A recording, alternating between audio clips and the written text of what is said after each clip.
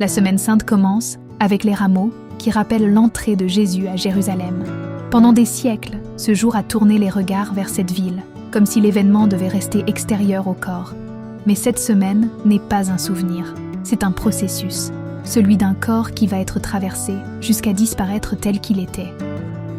La crucifixion n'est pas seulement un événement religieux, c'est le moment où ce qui tenait le corps se défait pour laisser apparaître autre chose. Et la résurrection n'est pas un retour en arrière, mais l'apparition d'un corps transformé, un corps où l'âme a repris sa place. Avec les rameaux, ce mouvement commence, il se tourne vers l'intérieur du corps, la Nouvelle Jérusalem. Ensuite, un moment est appelé la scène, mais ce n'est pas un simple repas. C'est l'instant où l'initiation arrive à son terme, là où plus rien ne doit être appris, mais simplement reconnu. Tout a déjà été traversé, les doutes, les peurs, les résistances, et il ne reste qu'un corps prêt à se laisser. Ce pain partagé n'est pas un symbole, c'est la reconnaissance que tout est déjà accompli à l'intérieur. Car avant d'être livré, il est cet instant où l'être se tient pleinement, offert et abandonné, sans rien garder pour lui-même. Et c'est là que commence le couronnement invisible, celui où l'on devient son propre roi. Ce moment est appelé la scène. On a parlé de la trahison de Judas comme d'un acte subi et injuste. Mais dans le déroulement de la Semaine Sainte, ce moment n'est pas un accident, il fait partie du passage. Après la scène, tout est déjà reconnu intérieurement. L'être est prêt, il n'y a plus rien à retenir. La trahison devient alors le geste qui rend possible cette bascule. Ce qui ne peut plus être gardé est remis. Ce qui est accepté à l'intérieur doit un jour se traduire dans le réel. Et puis Jésus est crucifié. Son corps est cloué sur une croix, exposé et conduit jusqu'à sa limite. La crucifixion est un fait réel. Le corps est immobilisé, traversé, et ne peut plus se maintenir par lui-même. À ce moment, il ne s'agit plus de résister. Tout ce qui tenait encore est laissé. La croix est vide de corps, car le corps a été entièrement remis, jusqu'à ne plus se distinguer de la croix elle-même. Au Golgotha, le lieu du crâne, ce moment marque le passage.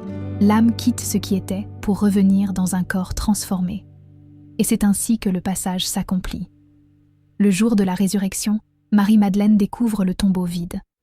Le corps n'est plus là. C'est la manifestation d'une vie sacrifiée pour l'humanité. Ce vide marque là la victoire sur la mort. Le corps ne revient pas comme avant. Il apparaît transformé de lumière. Et c'est Marie-Madeleine qui le reconnaît en premier, non pas par preuve, mais parce qu'elle a été appelée. Elle incarne ce retour du féminin.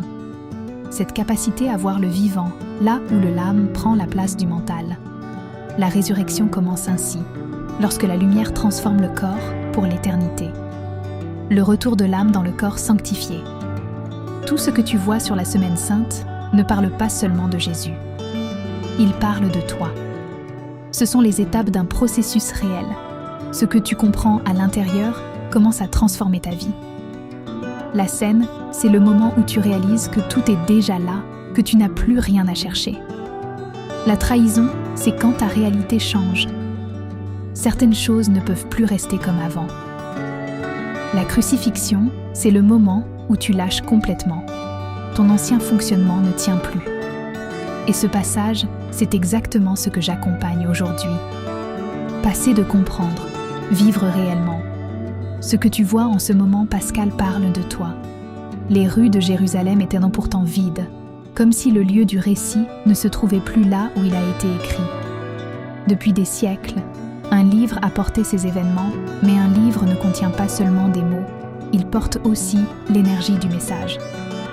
Lorsque les lieux se vident et que les repères disparaissent, ce n'est pas l'histoire qui s'efface, c'est le livre qui commence à se réécrire.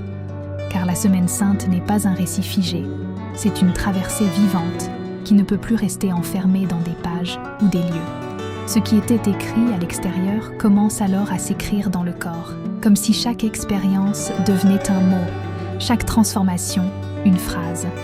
Et lorsque le livre se réécrit ainsi, il ne se lit plus, il se vit là où tout commence maintenant.